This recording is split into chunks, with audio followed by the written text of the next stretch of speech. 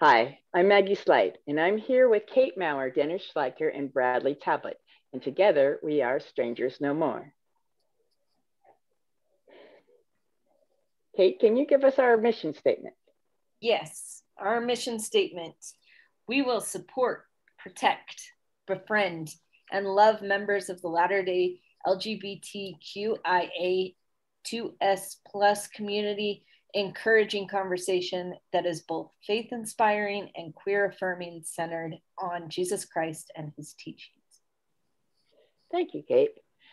And I'm going to give you a little bit of an introduction and tell you, well, first, before I do that, I don't want to forget this. This is important. We are members of the Dialogue Podcast Network, which is a collective of independent, interesting podcasts to promote thoughtful, respectful, and engaging inquiry and discussion of all aspects of the LDS tradition, thought, arts, and culture. And Kate, you had one of our other friendly Dialogue Podcast members that you wanted to kind of give a shout out to. Yeah, I definitely want to give a shout out to multiple, but especially this week. Last week, we talked about, on our podcast, we talked about Elder Holland's talk. And I think as a good follow-up for that, especially as a podcast episode to really get in touch with the spirit around this whole conversation, is the Beyond the Block latest podcast, but it's not the episode of the podcast. It is a talk given by James Jones in his sacrament meeting last week on Sunday. It's fantastic. It's relatively short, I think about 18 minutes. Well worth the listen. I encourage everybody to get into a spiritual place, to want to be able to feel the spirit, because it is very moving. Well, thank you so much, Kate. I had not had a chance to check it out, but I definitely will. I'm loving all of our fellow members of the Dialogue Podcast Network. I get a chance to explore a different one each week. Unfortunately, I'm not really good at keeping up with all of them at the same time, but that's just Maggie, me. can I just interrupt for a second? Please do. I am loving the chemistry of all four of us, of Bradley, Kate, and Maggie, and myself. I just think I can feel it. I had goosebumps when I was doing the opening prayer before we recorded, and I just love the chemistry that we have here. So I'm going to say holler. I do too. I really love our new cast, but I do want to give a shout out to our old cast member who's gone on to greener pastures, Andrew Mayer, because boy, did I feel an emptiness. And when I went to study the Come Follow Me and to try to give our audience somewhat of what Andrew had given, I can't do that. And I'm going to right now and say that please be patient with me. I am no Andrew Mayer. I have never served a mission. I have never been called to teach or preach the gospel. I am a convert of 8 years with a passion to learn. So each week in our Come Follow Me segment, I will be trying to pull some lesser known facts, and I'm really going with the spirit. I'm trying to pull out those things that, as a convert, as someone who's new to learning the gospel, this is the second or third time that this is the third time that I've read the Doctrine and Covenants. This is the first time that I've really studied them. So as the spirit dictates, I'm going to bring out those things that have, hit me. But I am very well aware of my own foibles. And I think there's a big difference, Maggie. You just said something. There's a difference between reading it and there's a difference between studying it. Oh, absolutely. That is huge. And then there's a difference between actually understanding it. That's what I have a hard time with. I have yet to figure out that I understand any of our scriptures, but I will do my best to pass on some of what the Spirit has impressed upon me. And to get started with that, we are on Doctrine and Covenants 94 to 97 in the Come Follow Me manual. And they have titled it, the church has titled it, For the Salvation of Zion. And throughout these particular sections, 94 through 97, it's discussing the building of temples, specifically the building of temples in Kirtland and Ohio, and then also in, am I right, Kate? Mm-hmm. Yeah, okay. And then also procuring the land for a temple in Independence, Missouri. But then as we start reading into Doctrine and Covenants 97, the Lord has throughout these particular sections, the Lord is chastening the saints for not doing the things that they were told to do. And then there's another aspect brought in, whereas they were previously taught Zion was a place, in 97, we read that Zion is a people, is the pure in heart. And we are asked in the Come Follow Me manual, how do we feel inspired to build Zion in our lives? So I'm going to kind of pose that to the conversation. What is this Zion, and how does that impress upon you to build it, incorporate that into your life? So building the Zion for me is the gathering of Israel, and is building and bringing people under Christ. I like that. Bradley, how about you? Yeah, I think it's just a feeling of community and family, where people feel safe and loved and supported. Kate? Oh, you know I'm gonna go with the historical route. Zion is it's specifically talking about like a mountainous region. I always think that is fascinating, that Zion is considered or we constantly are talking about mountains, and what do mountains mean? You have mountains in today's nation of Israel, and you have mountains in Utah. And my idea of why the geography is so important, you have to be up high and be able to see everything around you. Once you've reached the pinnacle, then you're able to see all these things that surround you. I like that. That actually goes to the parable that's in the next lesson. The other thing that I was really impressed upon, now this hasn't been a part of my personal raising, my personal testimony, my personal being a member of the Church of Jesus Christ of Latter-day Saints, but I would be remiss to ignore the fact that the word pure brings up so many different confusing and frustrating connotations for a people who have largely been raised with a purity culture.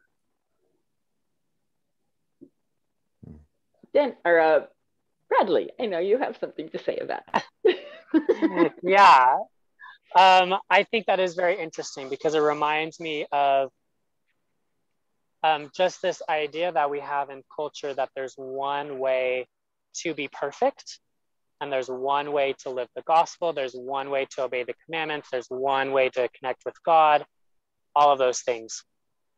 And it makes sense, because we're talking about purity and cleanliness and trying to connect with God, but I think that we lose that diversity and the beauty that we have in different lives, different experiences that people have. Purity culture can become very dangerous when it teaches that this is the one way to do anything, and if you go against it, then you're lost, you're impure, you're imperfect, all of those things. So yeah, I'm not a fan of purity culture. But so what can I ask you, what does pure in heart mean to you, Bradley? I believe that pure in heart means that your desires are in line with the desires of God and of Jesus Christ. I like that. I think when you have been able to bring yourself in line with what God wants you to do, what how Christ lived, that is being pure. Fortunately, we have scriptures to see exactly how that was laid out, how Christ did that. But there are many situations that we kind of have to rely on our own understanding and our own revelation with God. Jesus Christ did not live in a time where there was social media. Jesus Christ did not live in a time where there was the social issues that we deal with, at least to the extent that we deal with them.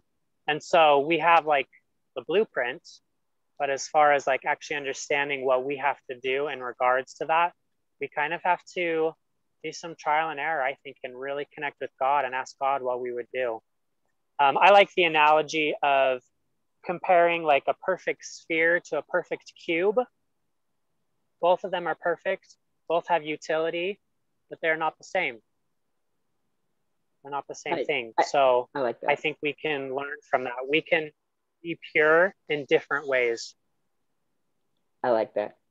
Dennis or Kate, either one of you have an opinion about what is pure? What does that mean? Well, so I was just reading something that I wrote for my book, actually, that I've been working on all week. Some of the best answers don't come during prayer or fasting. They come when we're serving others. I like that. Yeah. Kate, do you have anything else to add before we finish out this segment? Yeah, I was thinking about what Bradley said. I think that's really interesting. I hadn't actually thought about it in those terms. And I love the comparison with Christ, especially because I think so often we think of pure as children, and that we get that idea of a sort of naivete about the way that children are. Their pureness is also associated with their being naive. And I love the idea of associating it instead with Christ, who was not naive. He is purposeful in his choices, in his decisions, that we don't have to let somebody else make our decisions for us. We just have to be in touch with Heavenly Parents and Jesus Christ in order to make the best decisions for us. So I really like that example, Bradley. I do too. Thank you so much, Kate. I'm going to leave this particular segment with an impression that I had. For me, to be pure in heart means that there's no underlying reason behind what I'm doing besides what I'm saying it is. It's not double speak. It's not double speak, if you will. I'm not saying something and matching your actions with your words, or yes. If I'm being pure in heart, I'm going to mean what I say and say what I mean. I'm not going to have kind of an evil reason for doing so, if you will. But that's my opinion, and I'm gonna throw like the intention behind it. Yeah, exactly. That's the word that I was missing. Thank you for catching that. I'm gonna throw this over to Kate to start our segment, Queering the Scriptures. Let's. Yeah. So my idea was I wanted to start a Queering the Scriptures segment on this podcast, but I want to get some opinions from. It's nice to be able to talk with people who are members of the church, and we identify as members of the church, and we believe in the restoration. We have this strong faith in our spirituality and our religion, and yet we have very different approaches to that, right? And very different ideas about how to interpret that and our queerness at the same time. And so I wanted to start this week just basically with thinking about how we think about the scriptures. I think so often you would enter into a Sunday school session and you already know the answers before you walk in. And I would like to look at the scriptures and maybe not know the answer. I would like us to like actually pull apart and think about what this means and the impact that it has on each of us. And so to begin with, I want to talk about how you even get the scriptures, and particularly the chapter headings, because I think that these chapter headings for these verses give us a lot of information, but sometimes they interpret the scriptures for us.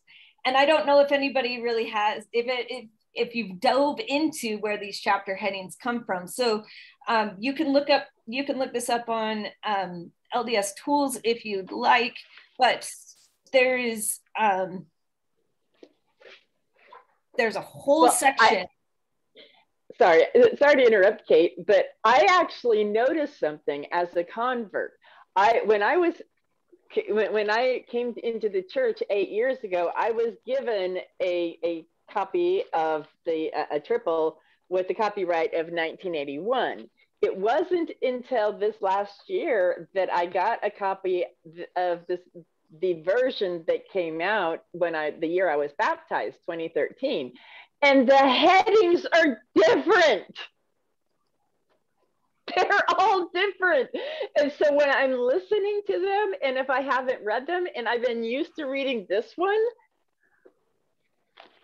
it's a whole different, and I find myself looking at my old one going, wait a minute here, that's not how I read that before. What happened? I love that. Thank you so much, Maggie, for pointing that out, because there's a long history that goes into these. And I think that this is also Come Follow Me.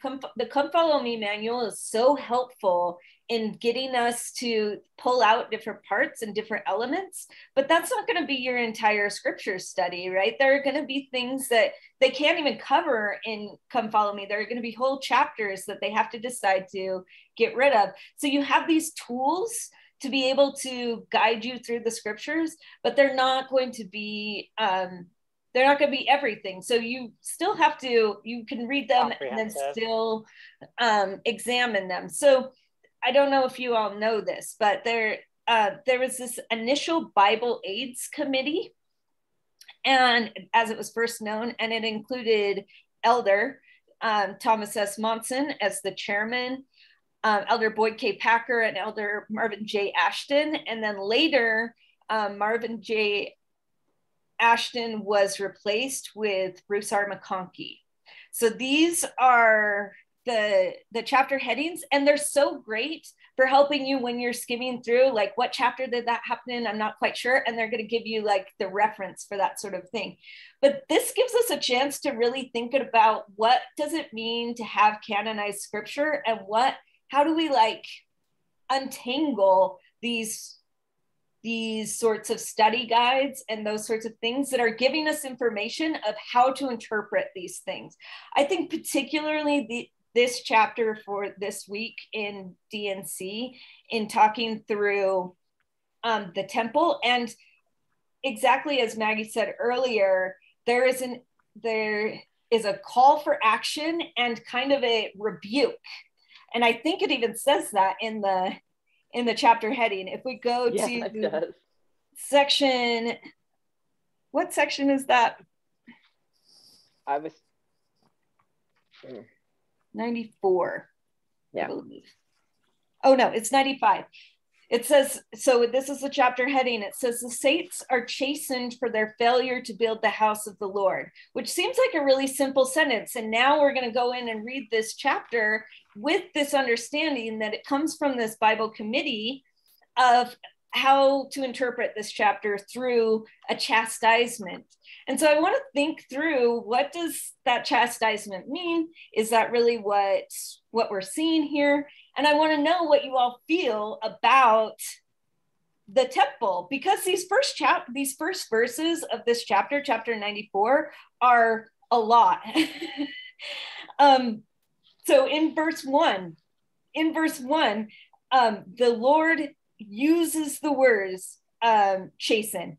Says, verily thus saith the Lord unto you whom I love, and whom I love I also chasten, that their sins may be forgiven, For with the chastisement, I prepare a way for their deliverance and all things out of temptation, and I have loved you. So I think it's interesting that this is something that this Bible committee is like really centered on. We're going to talk about chastisement. We want to think about chastisement. Verse 2, your needs must be chastened and stand rebuked before my face. And what is it that they're doing? Or not doing? They're not building the temple, and they're not building it fast enough. And ultimately, you aren't even going to get, as Maggie said, a temple in Missouri. In Missouri. Mm-hmm. In Independence, Missouri. So I want to talk about what this means, because the next few verses are, you're not being able to go to the temple. And this is a problem, and we need to rectify it, and the Lord is mad at us. So how do we interpret this? What does that mean for us in latter days, or these much latter days? What does that mean for us that when we're... Well, so Kate, I think the analogy, what came to me was when we lost, when our prophet, President Nelson was deciding to close the temples for COVID, he was thinking, holy stars, what would Joseph Smith think? What would Joseph Smith do? This is the first time in history the temples were closed all over the world.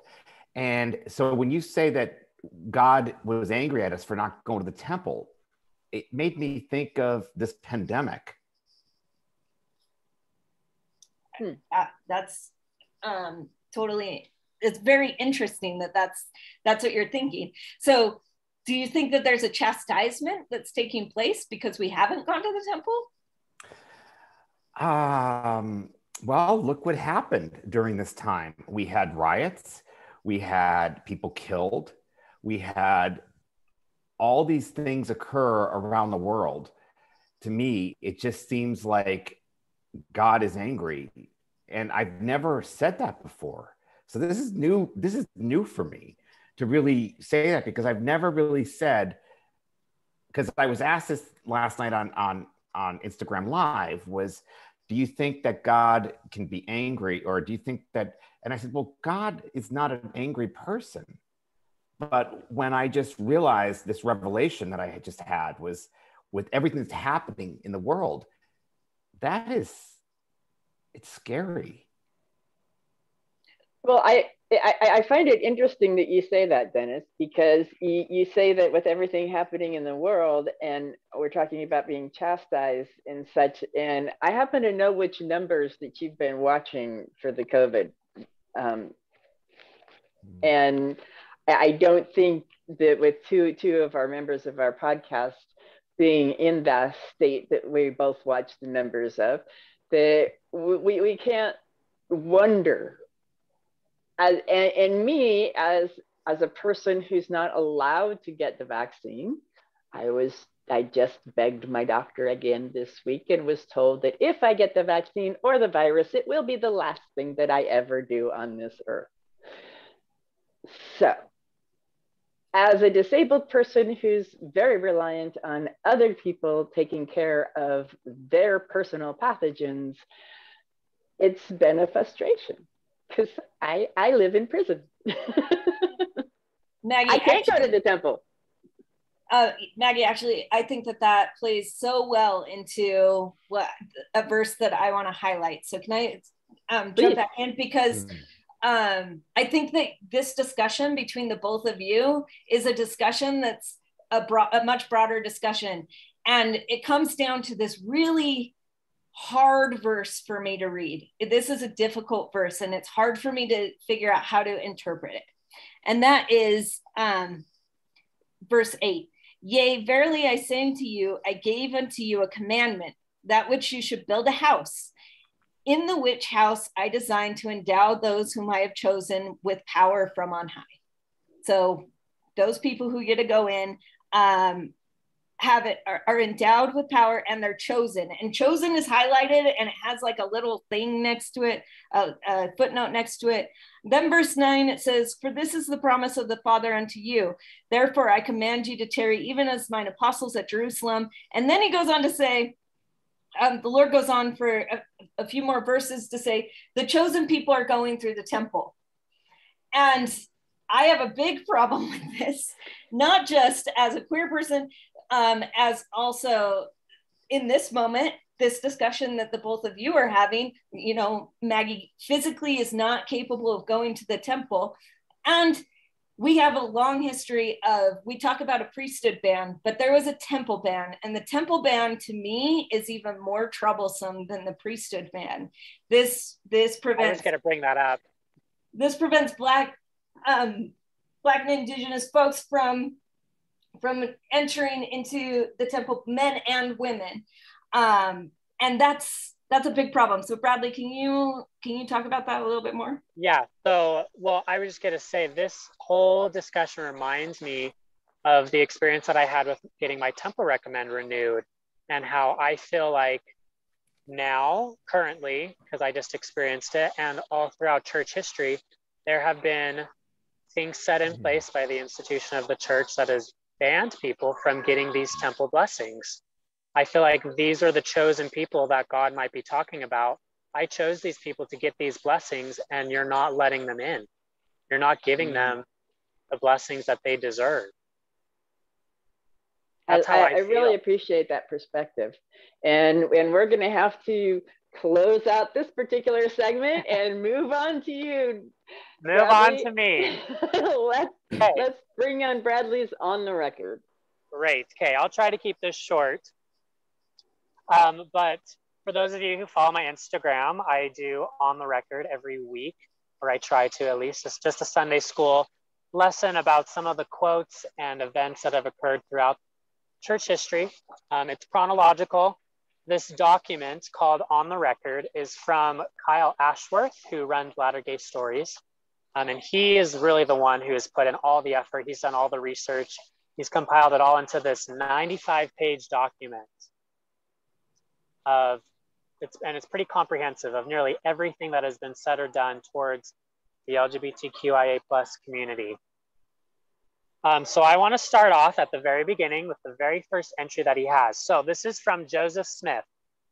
It says, "And where there is a priest of God, a minister who has the power and authority from God to administer in the ordinances of the gospel and officiate in the priesthood of God, there is the kingdom of God." And I think that relates to what we were just talking about.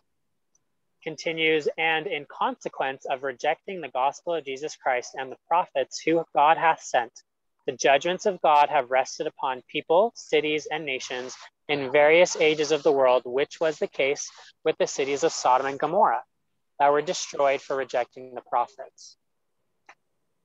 I think this is a very fascinating quote, and I want to get some of your input on this as well. Because first off, there's no mention of queerness in this. He did not say Sodom and Gomorrah was destroyed for all the homosexuality. It says Sodom and Gomorrah was destroyed for rejecting the prophets. What are your initial reactions to that? I think a lot of things were are misinterpreted in the Bible, because it's something that, you know, we talk about, like, I did this thing with my mother once about stones, where I sat a pile of stones on the table, and she said, "You're going to hell for being gay, Dennis, and Jesus doesn't love you." And I said, "Okay, here's a pile of stones. I'm gay, I take a stone." And then she said, I said, "Have you had shellfish today?" And she said, "Yes." So I said, "You get a stone." "Are you wearing, you know, silk and cotton?" "Yes." "You get a stone." When it all boiled down to, she had more stones than I had. And I said, "Mom, does that mean I take you out in the backyard and I start stoning you?" And so she still didn't get it, but I'm going to leave it at that. So you were going by a lot of the literal interpretations that her church had of the Old Testament, then, is what I'm interpreting, that's what was happening. Yes, that's what I was doing. Yeah. So I was just saying that a lot of things can be misinterpreted. And I think a lot of things, you know, people pick and choose verses or pick and choose commandments that they can follow. But the one that we're ultimately held accountable to is Jesus, who is going to be pleading our case to God.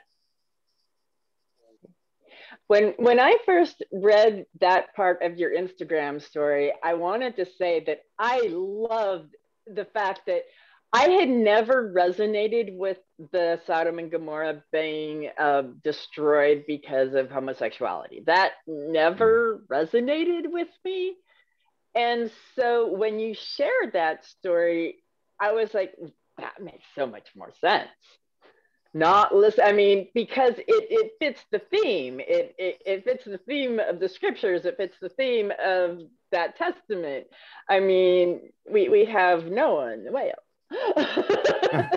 It fits the theme. Kate, did you want to add anything about? Yeah, I think that you also have the element of what exactly what Dennis is saying. What commandments are you going to follow, and what people are you going to punish? What people are you going to other? What people are the ones that you are saying you need to correct your ways? Because we're not pulling the stones, as Dennis says, for all the different sins that everybody does. This is specifically a targeted rhetoric to other people, othering people, particularly LGBTQ folks. Yeah. And thank you so much, Bradley. I really appreciate you bringing in that segment. And this is a really fast-paced show. We are already at 30 minutes. So we're going to close this out with a little bit of love and light for the week ahead. Dennis, did you want to give yours first? Yeah, I'm just going to be really simple. There's something that resonated with me. God has given me the spirit of power, love, and a sound mind. Thank you. Bradley, how about yourself? Yeah. So earlier today, I attended an event put on by BYU students, BYU Back to School Pride event. And I'm just so inspired and like encouraged by what was going on. So my love and light is, even though things are discouraging, like as of now, there are good things happening and there are people gathering and there is a community for us. There were so many people there. 4 years ago when I started at BYU, I thought I was completely alone. But clearly that's not true. And so we just have to remember that we're not alone. That makes me so happy. That just brings me so much joy. Kate, how about you? Yeah, I read something earlier today about hope. And it was actually kind of discouraging about hope. It said that if you're always hoping, then you're never quite in the moment. You're always projecting a future and thinking about a future. So how do we be in the moment and not needing necessarily hope? Not that I think that hope is a bad thing. Of course, I love hope, but I do think it's important to recognize, what about the moment are we able to, when things are in chaos and so challenging, what in the moment makes us kind of dispel those things? And for me, it's easily gratitude. The second that I start listing the things that I am grateful for, the things that I take for granted, the things that I can do,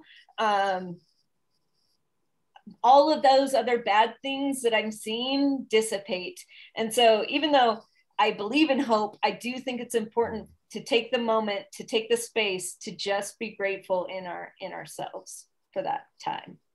I absolutely love that, Kate. Thank you so much. I believe in the power of gratitude, and I believe that the power of gratitude can bless our lives immeasurably.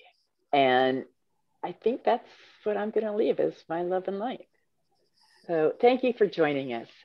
We really appreciate all of the comments that we've received through our social media, through our YouTube. We welcome you to comment on our blog, if you will. Please like and subscribe. Hit the bell to be notified the next time that we upload a video. And we hope that your week ahead is full of the love and light of Jesus Christ. We love you, and so does God.